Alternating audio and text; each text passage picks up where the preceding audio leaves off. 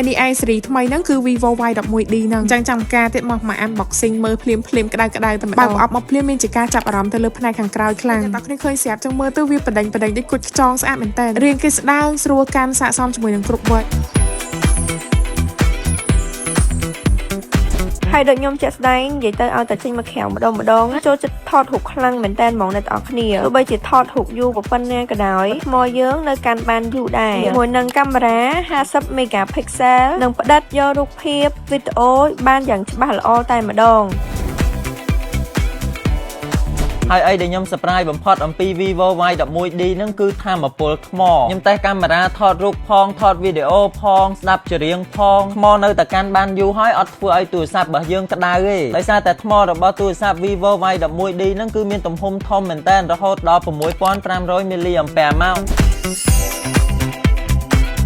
មិនត្រឹមតែ sale លុយទេឥឡូវនេះគឺខ្ញុំ sale ក្នុងថ្មទូរស័ព្ទទៀតឥឡូវខ្ញុំប្រើជាមួយ Vivo Y11D គឺស្ដើងស្អាតមែនតើចាក់ថ្មក៏លឿនដែរនៅក្នុងរហូតដល់44វ៉ាត់ផ្ដល់ថាមពលឆ្លាតវៃហើយនឹងប្រើប្រាស់បានយូរជាងមុនទៀត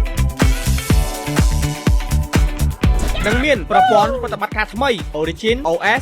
6.0 ប្រព័ន្ធប្រតិបត្តិការថ្មីនេះជួយដល់ការប្រើប្រាស់កាន់តែរលូនរហ័សនិងមានភាពឆ្លាតវៃជាមួយនឹងមុខងារ AI ជាច្រើនបងប្អូនអាចទិញបានជាមួយនឹង Vivo Y11D នៅក្នុងបណ្ដាហាងលក់ទូរស័ព្ទដៃ Vivo ទូទាំងប្រទេសកម្ពុជា